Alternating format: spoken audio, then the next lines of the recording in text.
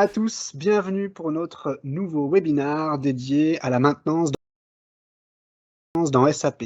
Je m'appelle Pierre, je travaille pour SOA People et je suis absolument ravi de vous recevoir aujourd'hui. Avant de vous présenter nos excellents speakers, j'aimerais juste revenir avec vous sur 5 informations principales. La première, ce webinaire va durer 60 minutes maximum. 15 minutes de questions-réponses à la fin, 45 minutes de présentation avant avec des démos, des contenus, des propositions de valeur, que du bonheur. Je vous invite aussi à utiliser Google Chrome pour apprécier au maximum et le son et la vidéo et les démos de cette présentation. Si vous êtes sur un autre browser, je vous invite à repasser sur Google Chrome, rafraîchir la page et vraiment vous allez bénéficier d'une meilleure qualité de présentation.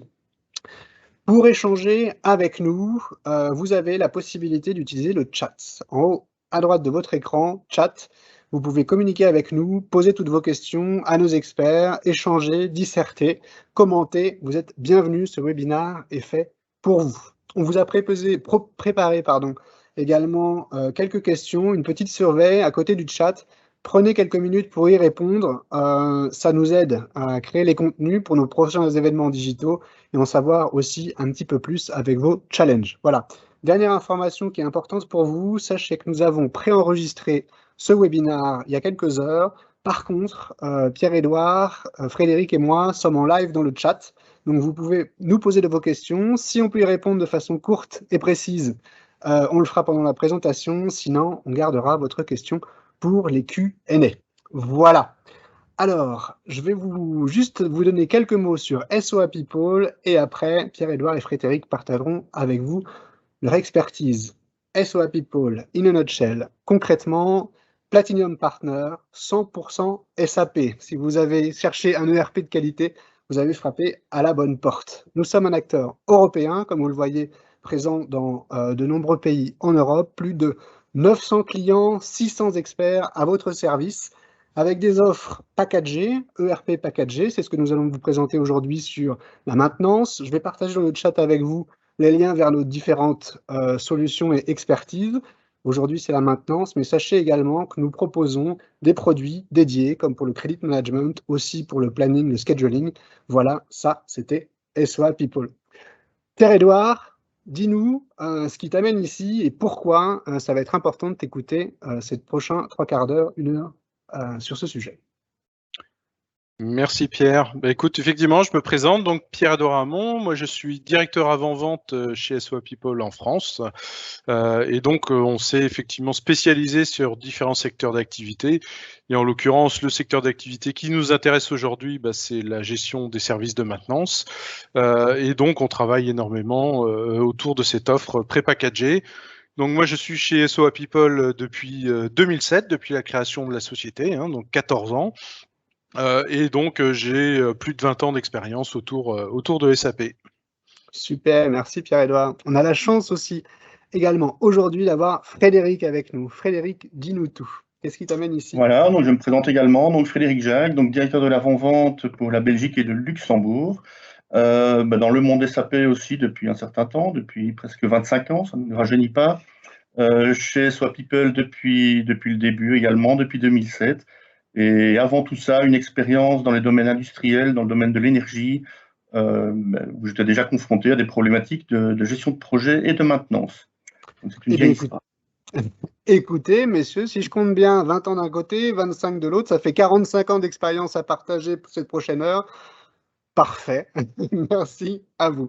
Frédéric, je te laisse partager avec nos participants l'agenda. Quant à moi, je vous retrouve pour la session des Q&A et je vous souhaite une excellente présentation.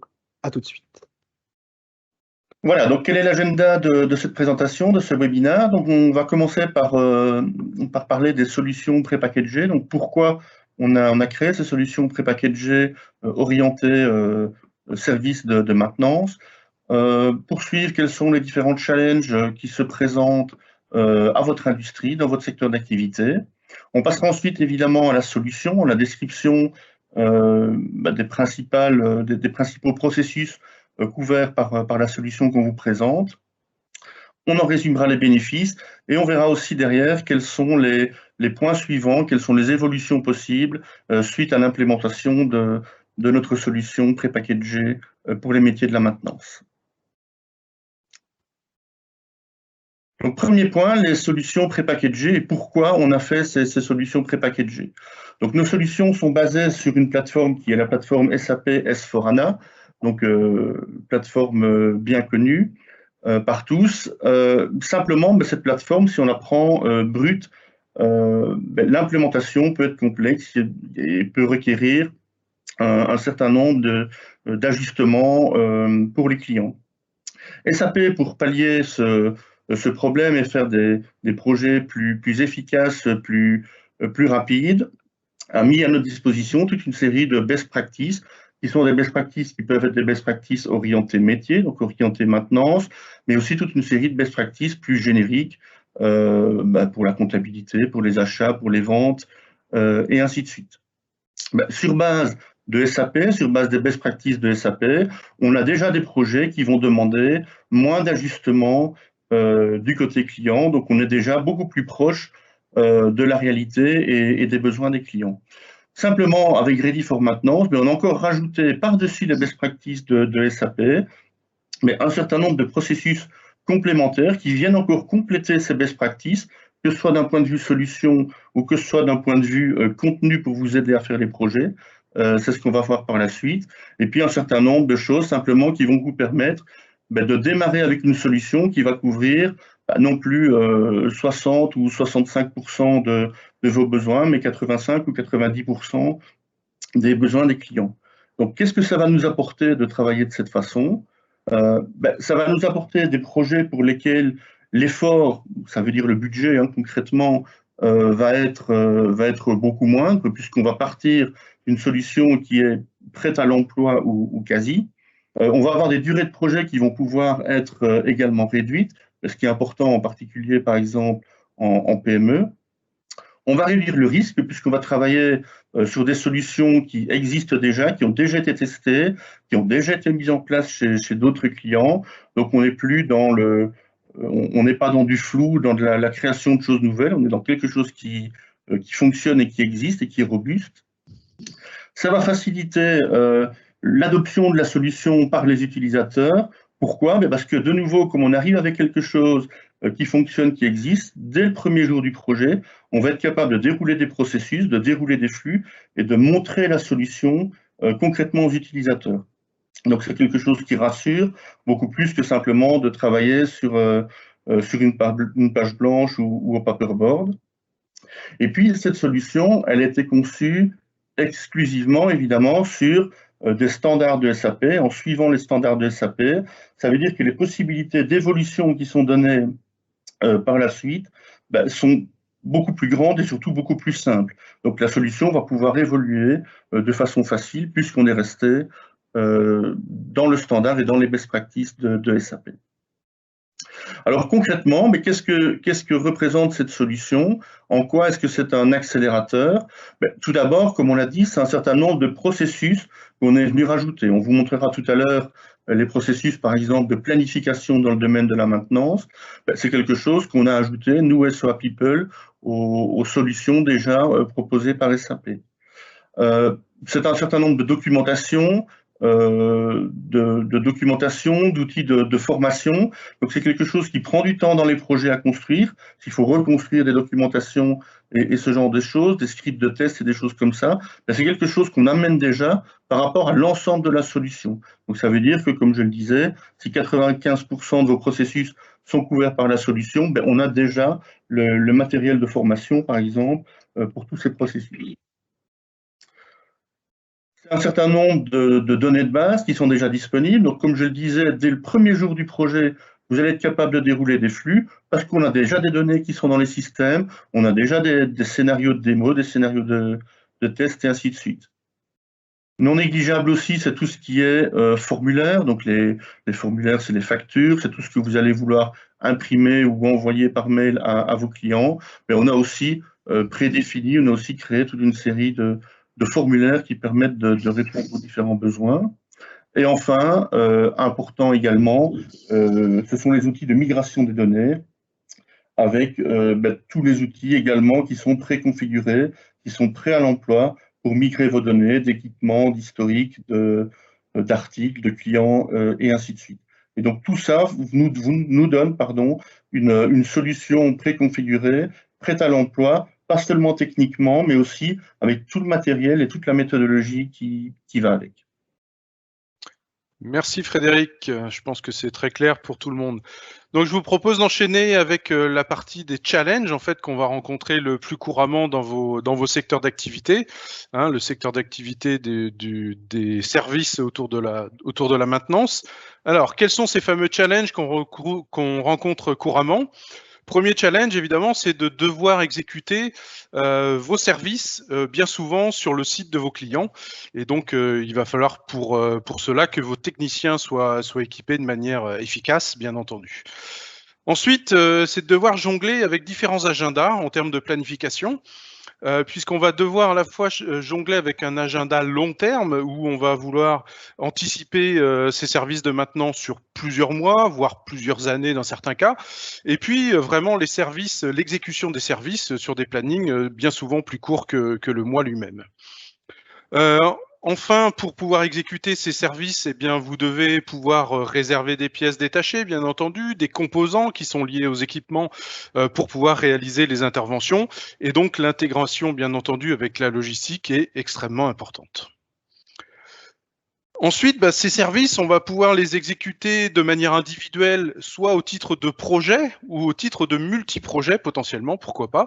Et puis, dans certains cas, on va pas utiliser de projet, mais tout simplement des ordres de service. C'est ce qu'on pourra voir notamment tout à l'heure dans la démonstration. Ensuite, qu'est-ce qui est important dans vos secteurs d'activité ? C'est évidemment d'avoir la visibilité sur tous ces éléments. Donc, à la fois des éléments en termes d'articles, en termes de matériel et d'équipement, mais aussi tout ce qui va concerner en fait les ressources humaines, puisque les techniciens vont devoir intervenir sur site. Et donc, il faut savoir évidemment si ces techniciens sont disponibles, mais non seulement s'ils sont disponibles, mais en plus s'ils sont compétents pour pouvoir intervenir sur l'équipement en question. Et donc tout ça requiert en fait une optimisation du staffing, des stocks, mais aussi des achats, puisque potentiellement les pièces dont vous pourriez avoir besoin pour réparer ou intervenir sur un équipement peuvent ne pas être disponibles, et donc il faut être capable de déclencher en fait des achats à partir d'un ordre de service directement. Et enfin, il va falloir du coup optimiser tous les flux de facturation, puisqu'on va se retrouver potentiellement à devoir optimiser des flux de facturation non seulement vis-à-vis de sous-traitants, mais aussi entre sociétés d'un même groupe, puisqu'on va devoir faire appel potentiellement à des techniciens qui sont dans d'autres agences, et donc dans ces cas-là, on va avoir des processus intersociétés extrêmement importants.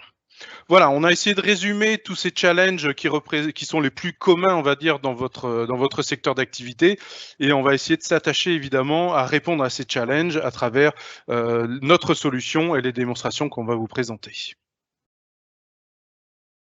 Frédéric, je te rends la main. Oui, donc on va passer maintenant à la description de la solution, comme le disait Pierre-Édouard, avec la façon dont on répond finalement aux challenges qui viennent de vous être présentés. La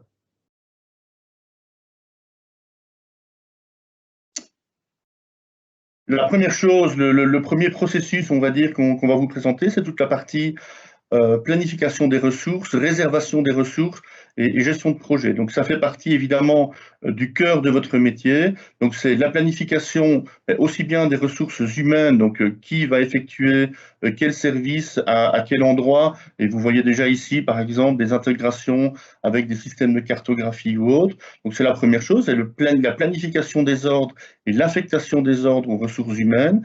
Et puis aussi l'affectation des ordres aux différents équipements, aux outillages qui sont nécessaires, et comme le disait Pierre-Édouard il y a 5 minutes, tout ce qui est gestion des pièces de rechange. Alors ça, c'est pour la maintenance, on va dire, classique, la maintenance de routine. On a à côté de ça, évidemment, aussi tout ce qui est gestion de projet. Donc ici, on parle plus de grands arrêts, on parle de maintenance annuelle, par exemple, on parle de travaux neufs, dans laquelle vous allez devoir piloter votre maintenance et piloter vos activités en mode projet, avec les mêmes outils de planification des employés, des outillages, des équipements et autres, mais en plus des aspects d'avancement de projet, de planification plus globale, de gestion de chemins critiques et ce genre de choses, comme vous pouvez l'avoir dans une gestion de projet. Donc maintenant, je vais vous montrer la partie, cette partie de notre solution, donc dédiée à la planification. Voilà, donc comme je vous le disais, on va vous présenter maintenant les différents outils liés, entre autres, à la planification des ressources et la planification des ordres. Donc ce que vous voyez ici, c'est en fait ce qu'on appelle le Business Smart Cockpit, dans lequel vous allez retrouver toute une série d'informations. Donc ce n'est pas des KPI, ce n'est pas de la Business Intelligence en tant que tel, ce sont vraiment des indicateurs, on va dire, opérationnels. Donc vous voyez ici au-dessus à droite, par exemple, le taux d'adhérence au planning. Vous voyez le nombre d'heures qui sont planifiées. Vous avez ici au milieu ce qu'on appelle le backlog, donc c'est-à-dire le nombre d'heures de maintenance. Donc on voit ici qu'on a 2400 heures de maintenance qui sont planifiées. Alors ici, c'est trié par exemple par type d'ordre. Et on va voir qu'on a par exemple toute une série d'autres possibilités de tri. Donc on peut prendre par exemple par work center, par priorité. Donc prenons par exemple par priorité, et je vois ici que j'ai par exemple 57 ordres qui sont en priorité très haute, et puis je peux, comme je le souhaite, naviguer de cette façon dans les différentes priorités.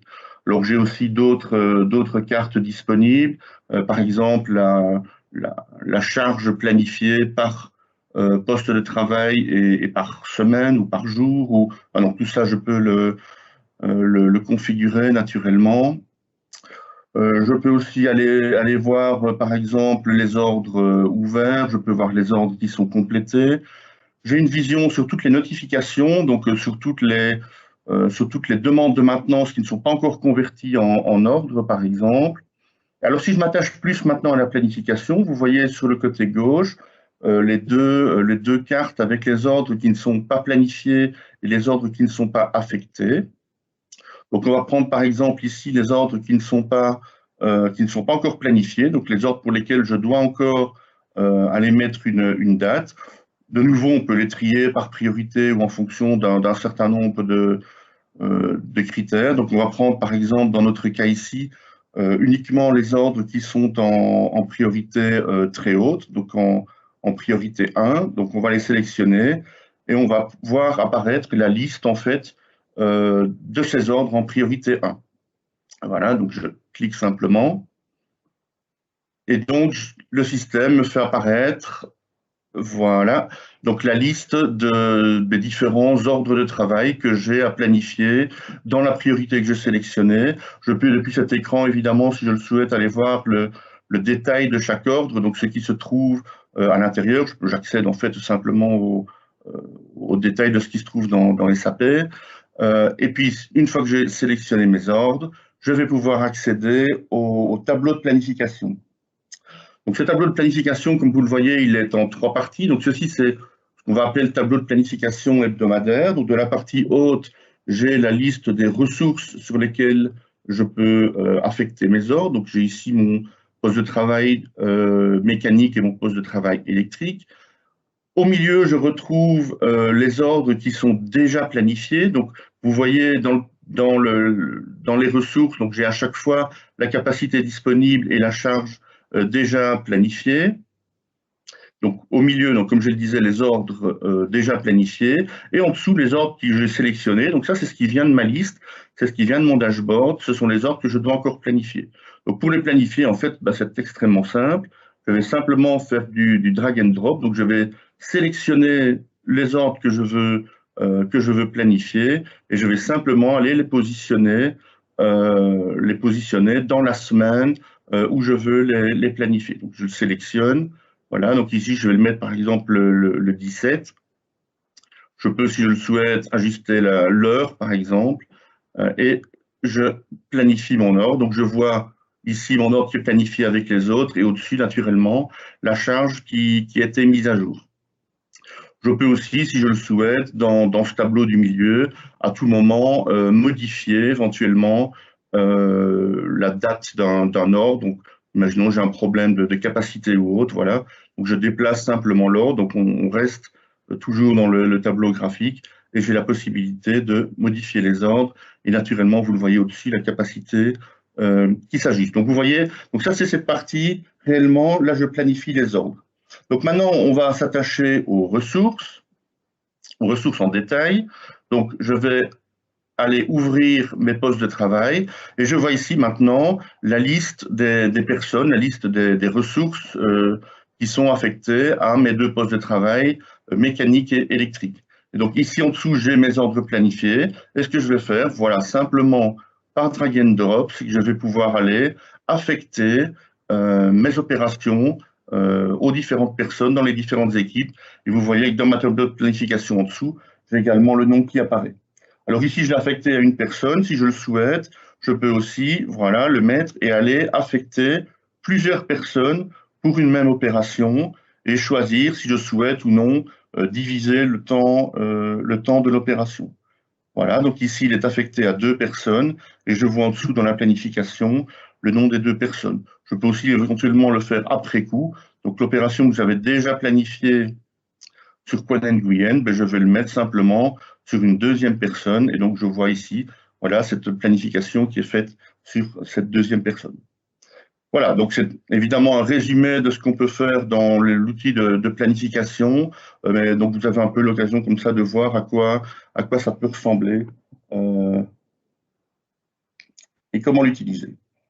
Voilà, donc suite à cette démonstration, simplement encore ajouter quelques points par rapport à la gestion des ressources humaines qui sont également prévues dans notre solution, donc avec tout ce qui est la gestion de la formation, par exemple, la gestion des compétences, la gestion des absences. On parlera aussi tout à l'heure, par exemple, de la gestion des permis et ce genre de choses. Donc tout ça qui fait évidemment partie du cœur de votre métier, hein, puisqu'on parle bien de services ici, et donc ils font également partie de la solution. Parfait, merci Fred. Eh bien donc, je vous propose de passer vraiment à la partie exécution de services, puisque avant de les planifier, avant de vraiment savoir qui va faire quoi et qui peut faire quoi, on va vraiment voir à travers une petite démonstration comment se déroule vraiment la prise de connaissance qu'un service doit être effectué. Et donc, on va voir évidemment autour de ça toutes les fonctions autour de la gestion de la maintenance, qui peut être préventif, qui peut être curatif. Dans la solution, vous allez retrouver aussi toute une notion de gestion de compteurs, évidemment, et de documents de mesure, puisque lié aux équipements sur lesquels vous allez devoir intervenir, peut-être que certaines mesures vont devoir être prises en compte pour pouvoir être mesurées, sur lesquelles on va devoir pouvoir faire des analyses. À travers ça, on va pouvoir aussi gérer, à travers les ordres de service, la gestion des dépenses liées aux interventions. Toujours dans la solution, on va retrouver tout ce qui est gestion de parc installé et gestion de postes techniques autour des équipements sur lesquels on va devoir intervenir. Et puis, sachez qu'en plus, dans la solution, vous allez retrouver des fonctions qui vont vous permettre d'exécuter, par exemple, la livraison de pièces détachées directement sur le site du client avant que vous interveniez sur site, pourquoi pas. Et puis, on va retrouver aussi des notions, évidemment, de gestion de garantie qui peuvent être aussi bien garantie fabricant, mais aussi garantie autour du service qu'on propose à nos clients. Donc voilà, je vous propose d'aller directement sur une petite démonstration, donc on a préenregistré ici, dans laquelle on va retrouver un flux que vous voyez ici à l'écran. Voilà, donc là en fait on se trouve dans la solution sur l'écran d'accueil et puis on va aller dans ce qu'on appelle une vignette liée à la partie CRM. Pourquoi? Tout simplement parce que c'est historique, hein, cette partie de gestion de la demande du service client vient de la partie CRM dans SAP. Alors ici, on va rechercher en fait un client sur un mot-clé, ici service tout simplement. Donc le système va nous permettre d'afficher une liste de clients qui répondent à ce mot-clé. On voit ici qu'on a 2 clients qui se trouvent en France. Et donc je vais sélectionner en fait au titre de ma demande de service, eh bien un de ces clients. Alors sachez que cette partie-là, en fait, elle peut être couplée avec ce qu'on appelle une connexion téléphonique qui fait que l'opérateur qui aurait cet écran à sa disposition, en fait, pourrait voir cette fiche apparaître automatiquement à partir du numéro de client entrant, donc du numéro de téléphone du client entrant, et donc automatiquement la fiche du client serait sélectionnée. Donc là, ici, dans notre système de démonstration, c'est pas le cas, mais sachez qu'on peut bien entendu aller beaucoup plus loin en termes d'automatisation.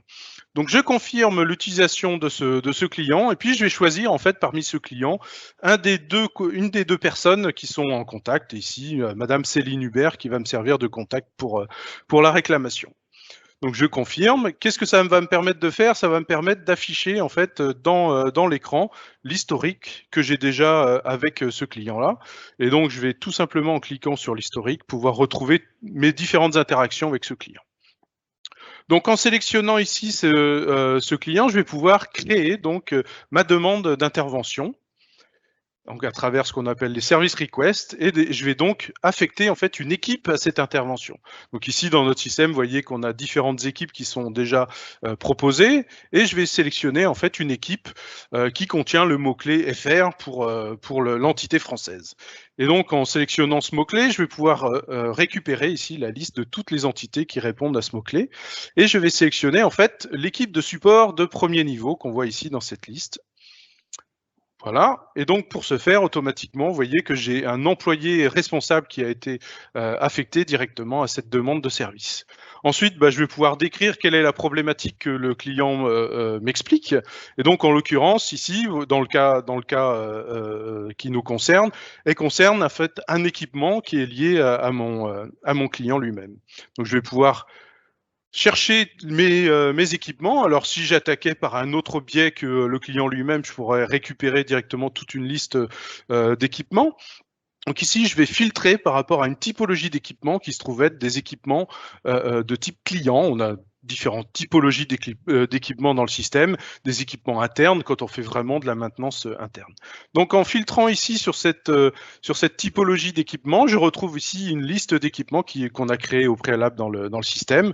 Et donc je vais ici juste étendre un petit peu la largeur de mes colonnes pour bien voir à quel équipement il s'agit. Donc vous voyez que je vais prendre ici le premier équipement intitulé 10 000 quelque chose pour le sélectionner et le mettre en référence dans ma demande d'intervention.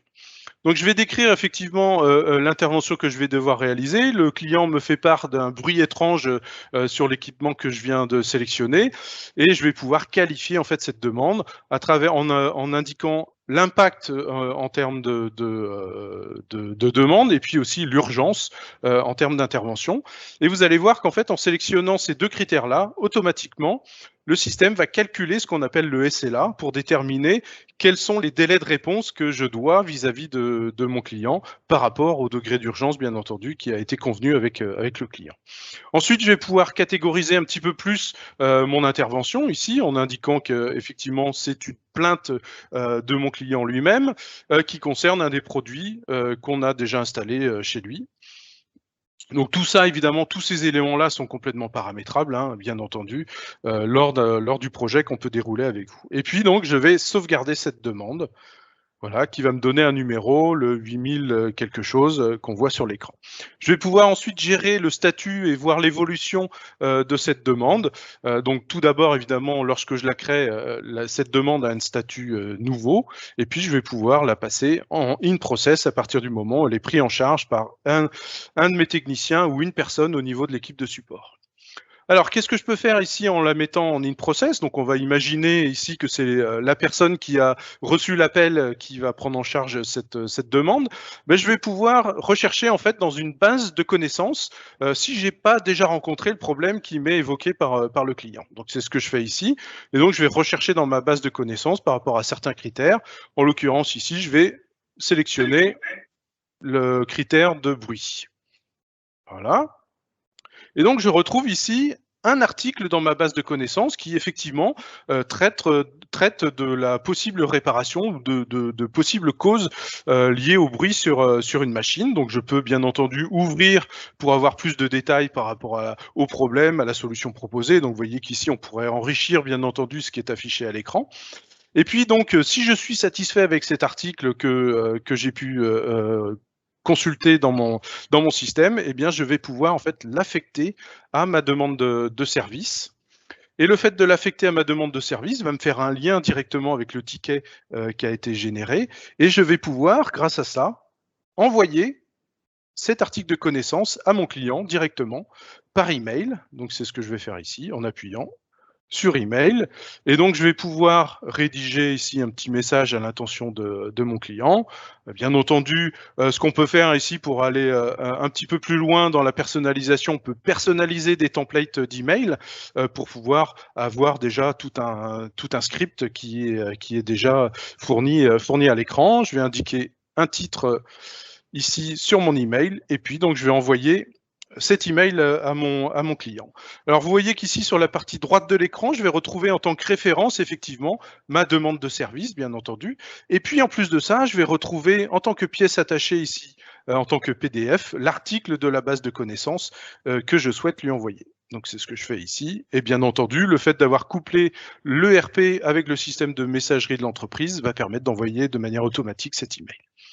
Alors là, on va imaginer que malgré l'article de connaissance qu'on a pu envoyer au client, eh bien, en fait, le client n'arrive pas à résoudre la panne à distance. Et donc, de ce fait-là, en fait, le premier agent, donc là, ici, on voit effectivement l'article de connaissance qui a été attaché. Le premier agent, en fait, va devoir réintervenir et donc va indiquer, en fait, en escaladant, en fait, le ticket à une autre personne, une note interne, donc qui ne sera jamais, bien entendu, envoyée au client, qui pourra être imprimée sur des formulaires si on le souhaite. Une note interne en indiquant que bien que la note de connaissance ait été envoyée au client, le problème n'a pas pu être résolu et donc du coup on va escalader au support de niveau 2. Donc voilà, et puis je reviens en arrière, je vais sauvegarder ici, et voyez qu'ici en changeant l'équipe, toujours en recherchant une nouvelle équipe, je vais pouvoir envoyer à l'équipe de niveau 2, là ICN de sup, que je vais sélectionner. Alors, on pourrait imaginer, en plus, dans le système, on peut mettre en œuvre des règles de routing automatique en fonction de certains critères pour automatiquement affecter en fait les tickets aux différentes bonnes équipes. Le fait ici de changer l'équipe me change aussi, bien entendu, l'employé qui est responsable du ticket. Et donc, je vais ici me déloguer pour me loguer avec un autre utilisateur, un utilisateur qui, lui, est rattaché à la deuxième équipe. Donc, vous voyez qu'ici, la mise en page a un petit peu changé. Et si je vais en fait dans la boîte de réception de mon deuxième utilisateur, qui est rattaché, comme je le disais, à la deuxième équipe de support, eh bien, je vais retrouver mon ticket, qui est toujours en statut in process, et je vais pouvoir aller le modifier. Alors là, malheureusement, vous voyez qu'on retrouve bien l'employé responsable. Malheureusement, on va imaginer que dans ces cas-là, l'employé responsable de ce ticket-là se rend compte qu'il ne va pas pouvoir résoudre cette problématique à distance et donc il va devoir organiser une visite à distance. Pour ce faire, il va donc créer un document suivant, mais non pas directement un ordre de service, en fait, cette fois-ci, mais une offre qu'il va proposer à son client pour intervenir à distance. On va imaginer que dans le cas présent, en fait, on n'a pas de contrat de maintenance précis avec le client qui nous appelle, et donc on va devoir faire une offre que le client va accepter ou pas. Alors, on va imaginer évidemment qu'il va l'accepter par la suite, et donc pour pouvoir intervenir sur site directement. Donc, c'est ce que je fais ici. En appuyant sur la création d'un document suivant, je vais sélectionner ici une offre de service pour mon client. Donc, je vais pouvoir indiquer qu'effectivement, ça va être une proposition. Bonjour. Donc, c'est ce que je fais ici. En appuyant sur la création d'un document suivant, je vais sélectionner ici une offre de service pour mon client. Donc, je vais pouvoir indiquer qu'effectivement, ça va être une proposition de visite sur site qui devrait avoir lieu de telle date à telle date. On voit qu'immédiatement et automatiquement, les dates de validité de l'offre sont proposées par le système. Donc là aussi, c'est des réglages qu'on peut faire dans le système en termes de paramétrage. Et tous les éléments sont repris depuis le ticket initial. Donc je vais indiquer ici que je vais intervenir et je vais potentiellement, pour cette intervention, réaliser une intervention qui va durer 3 heures, compte tenu de ma connaissance et de la problématique qui peut être rencontrée. Et donc, on voit ici que directement, j'ai ce service qui est valorisé pour une somme de 105 €, puisque en fait, ce sont des articles de service qui sont dans le système, et sachant qu'évidemment, l'intervention va être refacturée au client potentiellement, puisqu'il n'est pas sous garantie et qu'il n'a pas de contrat de service avec nous. Et puis en plus de ça, je vais devoir intervenir et remplacer une pièce détachée. Donc ici, je vais indiquer le code article de la pièce détachée pour pouvoir évidemment aller livrer et utiliser cette pièce détachée dans mon intervention. Là aussi, je pourrais indiquer un certain nombre de notes. Par défaut, j'ai un texte qui revient, mais que je vais corriger. Et donc, je vais indiquer qu'effectivement, l'offre a été envoyée au client. C'est une note interne, donc le client ne le verra pas. Voilà, je vais pouvoir changer le statut de mon offre, la passer en in process, et je la sauvegarde, ce qui va me donner effectivement un numéro. Donc là, on va imaginer qu'ensuite, cette offre va être reprise par une autre personne dans l'organisation. Donc vous voyez qu'ici, on a encore un petit peu modifié le layout. Donc sachez que chacun des écrans, les couleurs, etc., tout ça est complètement évidemment personnalisable dans la société. Ici, on a voulu mettre en exergue que c'était d'autres personnes qui allaient intervenir. Donc le manager de l'équipe service, ici, il a accès à différents menus, et notamment un menu de recherche des offres qui ont déjà été émises. Donc je vais ici pas rentrer de critères de sélection, vous allez voir que j'ai très peu d'offres qui apparaissent. Et donc je retrouve l'offre que je viens d'envoyer à propos du bruit étrange qui a pu être constaté sur la machine. Je vois que cette offre est toujours en process. On nous informe effectivement que le client a bien reçu l'offre et qui donc a validé la proposition d'intervention telle qu'on a pu lui faire. Et donc, je vais modifier cette offre et la passer non plus en in process, mais en validé. Et le simple fait ici de valider cette offre et de la sauvegarder, automatiquement, dans le système, je vais pouvoir le constater ici en allant sur la partie historique, va me créer directement un ordre de service. Donc ça, c'est extrêmement intéressant. Hein. Vous voyez qu'en simple clic, en changeant le statut de mon offre que j'avais dans mon système, automatiquement, l'ordre de service pour organiser l'intervention, donc il va pouvoir évidemment être planifié avec les outils que Frédéric a pu nous présenter tout à l'heure. Et donc, cet ordre de service est immédiatement créé dans le système. Voilà, donc je clique sur cet ordre de service, je constate les différentes dates qui ont pu déjà être planifiées dans le système, et puis je peux encore la modifier, bien entendu. La faire changer de statut pour la faire passer en in process, pour dire qu'elle va être traitée directement dans le système. Voilà, je vais retrouver donc les différents postes qui faisaient partie de mon offre de service, donc mes 3 heures d'intervention et donc ma pièce détachée. Je peux retrouver d'autres données quand je vais à l'intérieur ici de mon poste d'intervention avec les différents niveaux de SLA qui sont calculés automatiquement par le système. On l'a vu tout à l'heure déjà au niveau de la demande de service. Donc c'est ce que je disais, je vais la passer en released cette fois-ci pour dire que je valide l'intervention et donc je vais pouvoir organiser cette intervention et la planifier, la transmettre directement au technicien qui va être responsable de cette intervention sur site chez le client. Donc je sauvegarde mon ordre de service et je vais me déloguer en tant que manager.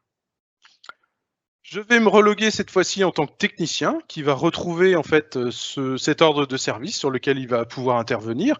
Alors, ici, on vous montre la façon dont il interviendrait sans système de gestion de la mobilité. Bien entendu, on va voir tout à l'heure que dans la solution, on peut intégrer évidemment toute une solution autour de la mobilité qui peut être, bien entendu, une solution alternative à la façon de procéder que je vais vous montrer. Donc, je retrouve l'ordre de service qui m'a été affecté ici, toujours autour du bruit étrange sur la machine. Et puis cet ordre de service, une fois que je vais avoir réalisé mon intervention, je vais pouvoir créer un document suivant pour confirmer en fait l'intervention que j'ai pu réaliser sur la machine. Et donc c'est ce qu'on appelle ici une confirmation de service. Je vais confirmer effectivement à la fois les heures de travail et aussi les pièces que j'aurais consommées au titre de mon intervention. Je choisis donc ces différents postes. Si je reviens sur mes postes, je vais pouvoir indiquer que en termes de planification, j'avais prévu 3 heures, mais malheureusement, j'ai passé un petit peu plus de temps que les 3 heures qui étaient planifiées. Et donc, en accord avec le client, je vais déclarer 3,5 heures. Et puis, donc, le simple fait ici de faire cette confirmation, je vais pouvoir la compléter et donc expliquer qu'effectivement, j'ai terminé la confirmation des temps. Donc, si je l'avais laissé en statut ouverte, bien entendu, j'aurais pu revenir un petit peu plus tard dessus. Donc là, je sauvegarde ma confirmation, qui va se retrouver évidemment dans mon historique. Vous le voyez ici sur la partie gauche de l'écran. Je peux naviguer malgré tout toujours sur mon ordre de service, mon ordre numéro 8017, revenir en modification et mettre cet ordre 8017 donc en statut terminé. Le fait de mettre en statut terminé, en fait, va pouvoir déclencher en fait toutes les opérations de facturation de cette intervention. Donc, je me délogue cette fois-ci de mon rôle de technicien et je vais passer à l'étape suivante. Donc, l'étape suivante, c'est toute la partie facturation de l'intervention proprement dite. Et donc, je reprends mon rôle de manager et parmi mes différents rôles, je vais pouvoir appuyer ici sur ma tuile pour pouvoir en fait faire en sorte que mon ordre de service se retrouve dans le batch de facturation pour la partie comptabilité client. Alors, c'est ce que je vais faire ici. Il me suffit de faire la recherche autour de ma confirmation que je viens de libérer.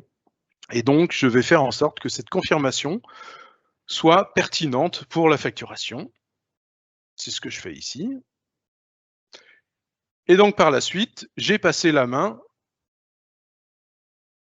au service de comptabilité client qui va être en charge de la facturation client. Donc cette fois-ci, je suis toujours dans le système, mais avec un nouveau rôle. Un rôle qui me donne accès ici à des vignettes autour de la facturation. Donc je vois ici que j'ai ce qu'on appelle une billing due list, ou un échéancier de facturation en français, dans lequel j'ai deux documents. Et je retrouve un de mes documents qui concerne mon client service FR1. Je vais pouvoir créer ma facture à partir de cette demande de facturation. Alors, c'est une étape intermédiaire. Avant de créer la facture, le système m'a généré automatiquement en fait une demande de document de facturation. Donc, je retrouve bien ici mon intervention pour les 3,5 heures que j'ai confirmée et en plus la pièce de rechange que j'ai consommée pour mon intervention. Et ici, je vais pouvoir libérer ma facture qui va être automatiquement comptabilisée dans la comptabilité fournisseur. Donc, je retrouve ici tout le flux de documents associés à ma facture. Tout d'abord, la confirmation de mon ordre de service, puis mon document de demande de facturation, puis ma facture en elle-même. Le tout est intégré évidemment de manière automatique et complètement intégrée avec toutes les pièces comptables. Et donc, évidemment, cette facture a généré une pièce comptable en comptabilité client. Donc voilà, vous avez pu voir ici à travers un flux extrêmement simple toute l'intégration de la demande d'intervention jusqu'à la facturation de mon intervention liée à mon client. Voilà. Alors, qu'est-ce qu'on va retrouver d'autre toujours dans cette solution? Vous avez pu voir dans la petite démonstration que je vous ai présentée, tout ce qui est lié à la logistique, évidemment, est intégré dans la solution. Donc, on a vu ici l'utilisation d'une pièce détachée, mais on peut imaginer, bien entendu, devoir déclencher des achats autour des interventions. Donc, toute la partie achat, aussi bien de pièces que de services, est intégrée dans la solution. Toute la partie gestion de stock, bien entendu, est intégrée dans la solution. On peut en plus faire en sorte que les ordres de service déclenchent des demandes de sous-traitance, puisque potentiellement, peut-être que certaines activités de maintenance vont devoir être gérées par certains de mes propres sous-traitants.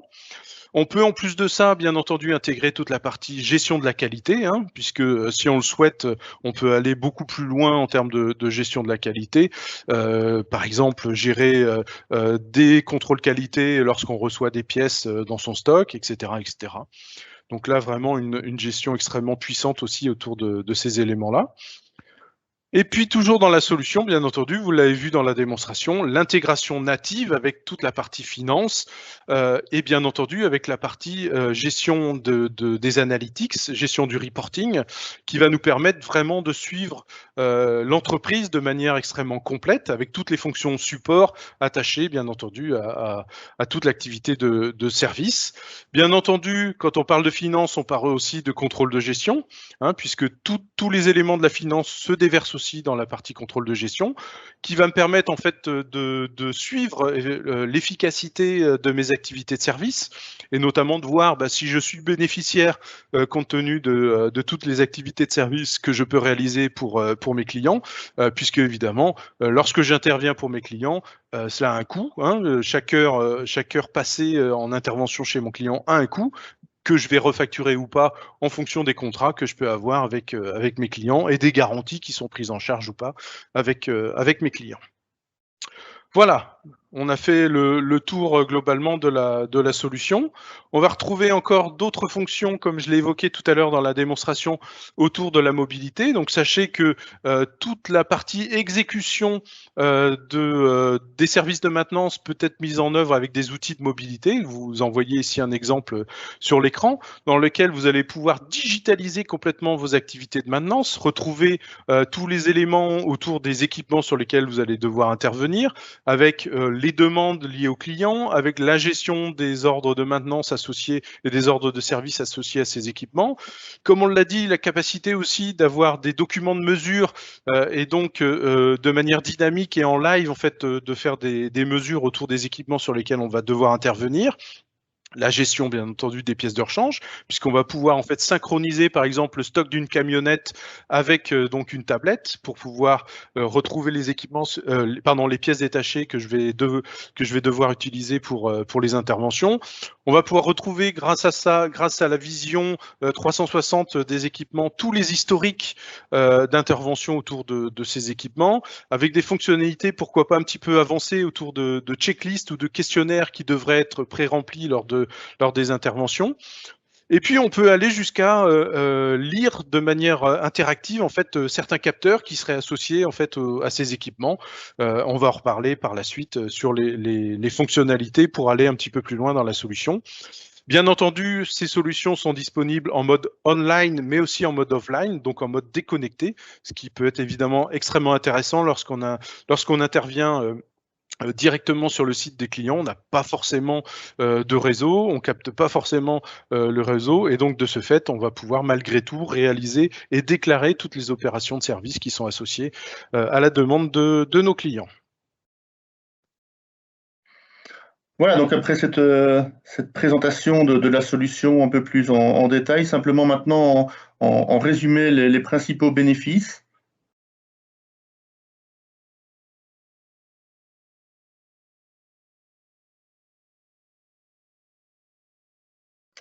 Donc, comme Pierre-Édouard vous l'a montré, c'est tout d'abord l'optimisation de l'ensemble de la gestion de vos services, de l'ensemble de la gestion également, comme on a pu le voir au travers des outils de planning, de l'ensemble des ressources, donc que ce soit ressources humaines, ressources techniques ou autres. Très important naturellement dans le métier des services, c'est tout l'aspect facturation et automatisation de la facturation. On sait que c'est un processus qui peut être complexe, et on a vu qu'on a les outils ici pour automatiser ou en tout cas largement améliorer ce processus de facturation. On a vu qu'on pouvait gérer différents types de services, différents types de maintenance, que ce soit au travers de ce qu'on a pu vous montrer, au travers d'une maintenance classique ou au travers de gestion de projet. On a vu qu'on avait toute une série d'outils de monitoring en temps réel, donc de pilotage de l'activité en temps réel. Ça va nous apporter quoi? C'est une satisfaction client qui ne peut être que meilleure, avec moins d'erreurs de facturation, un service qui est géré en temps réel et des prises en compte des clients qui sont prises en compte en temps réel. On va pouvoir améliorer notre productivité, notamment au travers d'une planification qui sera la plus optimale possible. Tout ça, évidemment, ça veut dire qu'on va aussi réduire le nombre de plaintes ou de problèmes avec nos clients, et qu'on va aussi pouvoir, in fine, c'est quand même un des objectifs également, avoir un processus depuis l'offre jusqu'à l'ordre qui va être accéléré au travers de toute l'intégration, comme a pu vous le montrer Pierre-Edouard dans sa démonstration.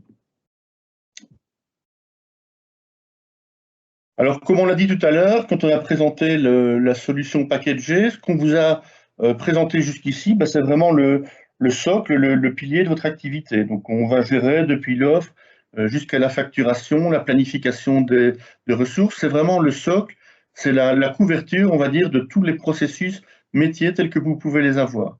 Et puis, sur ce socle, on va pouvoir derrière bâtir un certain nombre d'évolutions, aller plus loin dans la solution, au travers d'un certain nombre d'axes d'amélioration. Le premier étant, par exemple, l'IoT, donc l'Internet des objets, qui va nous permettre de travailler au travers d'objets connectés. Donc, ça peut être des senseurs sur des équipements, ça peut être toute une série de connexions, de mesures, de prise de pression, de température, de tout ce qu'on peut imaginer, qui vont nous permettre en temps réel, de nouveau, de monitorer l'activité, de mettre en place une maintenance qui ne sera plus simplement préventive ou corrective, et qui sera réellement une maintenance prédictive sur base d'indicateurs mis à jour en temps réel, sur base des mesures qui peuvent être faites. Un autre exemple, c'est la mise en place au niveau de la sécurité, de tout ce qui est gestion des permis. Donc, c'est de lier ces permis au poste de travail, de lier ces permis naturellement aux différents objets techniques, de gérer le processus de lockout, tagout, donc réellement savoir à quel moment je peux faire une intervention sur un équipement qui peut être considéré comme sensible, donc pour assurer effectivement la sécurité des agents de maintenance, et évidemment, derrière tout ça, une gestion du risque qui est toujours associée, donc gestion du risque par rapport aux personnes, gestion du risque par rapport aux équipements, gestion du risque par rapport au processus. Autre exemple, on se situe ici à la limite entre la maintenance peut-être et le facility management. C'est l'intégration entre nos outils de maintenance et des gestions de plans en 2D, en 3D, donc pour réellement visualiser les lieux des interventions, réellement visualiser ce qui a à faire, où se situent les ordres dans un bâtiment, dans un complexe ou autre. Et puis, dernier exemple qu'on a voulu reprendre ici, qui peut aussi avoir son importance, mais si vous avez des agents de maintenance qui vont circuler, qui vont faire un grand nombre d'interventions, par exemple, sur une journée, c'est la possibilité, au travers de différents algorithmes, d'optimiser également les routes, donc d'optimiser les transports au travers des différents ordres de service, qui permettent de nouveau, évidemment, d'augmenter votre productivité. Voilà, ça c'est juste quelques exemples, et ce sont des exemples avec des outils qui sont également prêts à l'emploi et qui vont pouvoir venir se brancher, se plugger sur la solution de base telle qu'on vous l'a montré jusqu'à présent.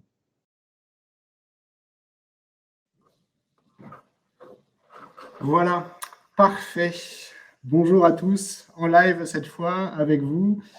Merci beaucoup Fred, Pierre-Edouard pour la qualité de cette présentation. Merci à vous, chers participants aussi, d'avoir été très actifs dans le chat, partager avec vous votre expérience aussi, puisqu'on est là pour ça. Vraiment, ce webinaire est fait pour ça, et aussi pour déterminer ensemble des solutions pour utiliser ou make the most de votre solution SAP, ou comment l'utiliser pour vous aider à remporter vos challenges. Donc, merci pour vos interventions et votre partage. Voilà, c'est le moment des Q&A. Frédéric, Pierre-Edouard, j'en vois une de Thomas à laquelle vous pourriez déjà répondre. Comment gérer les retards sur le chantier?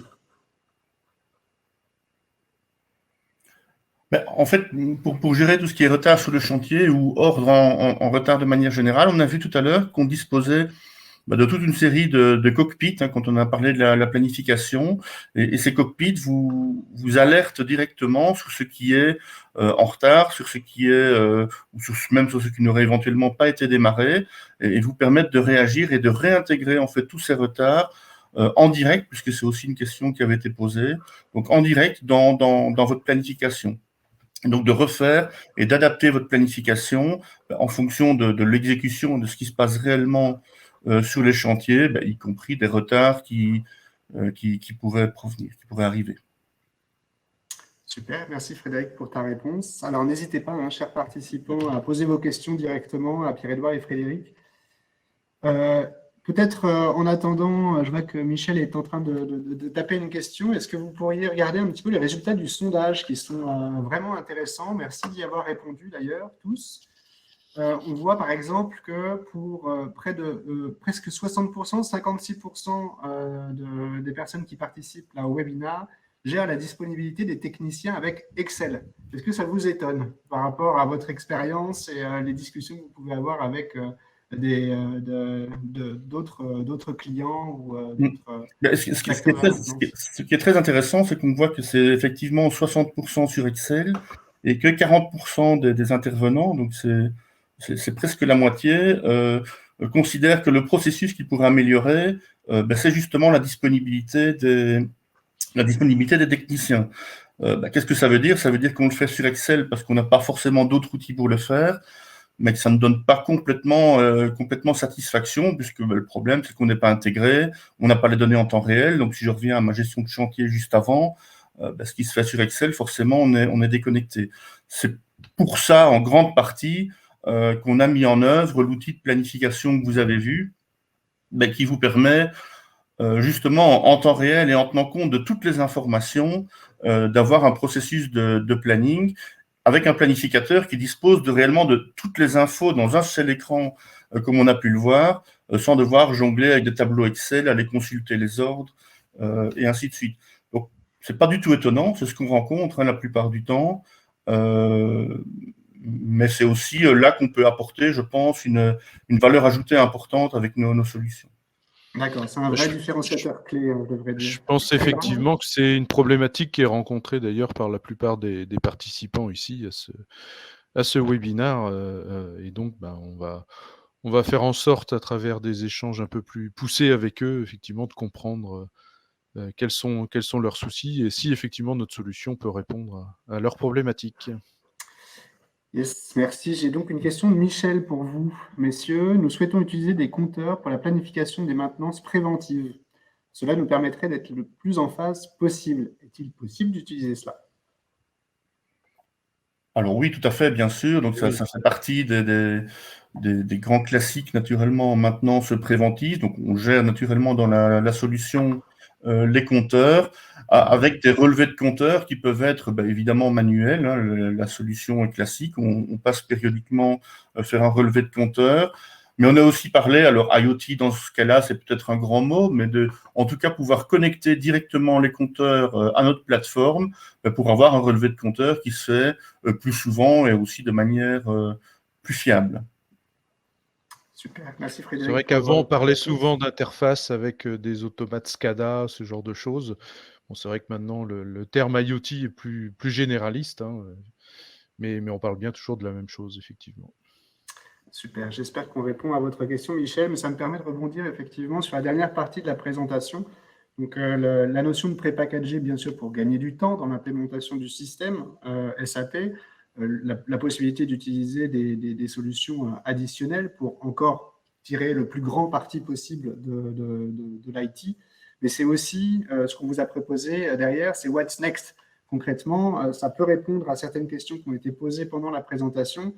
Ça ne ressemble pas nécessairement à ce que j'ai aujourd'hui en interne dans mon entreprise, l'utilisation qu'on en fait. Il y a aussi beaucoup de choses qui sont déjà là, déjà disponibles pour faire évoluer votre solution, la manière dont vous l'utilisez. Donc, voilà. Si vous avez encore une petite minute pour profiter de Frédéric et Pierre-Édouard, sinon, vous l'avez compris, ils sont tous les deux à votre disposition pour faire un deep dive par rapport à vos problématiques métiers. Super, Michel. Pour nous, le relevé doit se faire manuellement via PCS. Il n'y a actuellement pas de lien entre PCS et PM. Nous utilisons R3. Ça vous inspire? Est-ce que vous voulez rajouter un commentaire, Frédéric et Pierre? Oui, mais ça rejoint un peu ce qu'on disait. Donc, c'est une possibilité de le faire évidemment manuellement, ou de remonter effectivement les informations de manière plus automatisée. Alors ce lien, on peut le faire évidemment, PCS-PM. Donc voilà, je pense que ce serait intéressant qu'on en discute en détail avec Michel pour voir, évidemment donner une réponse comme ça de façon générique, c'est pas évident. Mais je pense que ça vaudrait la peine d'en discuter parce qu'il y a des gains à faire effectivement à ce niveau-là. Super, merci Frédéric, merci Pierre-Édouard. Chers participants, merci à vous, bien sûr, pour votre présence à ce webinaire. Vous voyez à l'écran les coordonnées de Frédéric et Pierre-Édouard. N'oubliez pas, nous sommes là à votre disposition, nos experts, nos consultants, nos spécialistes, pour vous aider à remporter vos challenges. Profitez-en. Voilà, j'espère que ce webinaire a répondu à vos attentes, que ça vous a plu. N'hésitez pas, bien sûr, à partager cet excellent contenu avec les personnes de votre entourage ou de votre network qui pourraient être intéressées aussi par ces sujets. Et vous souhaitons une très agréable après-midi. Au revoir et à bientôt.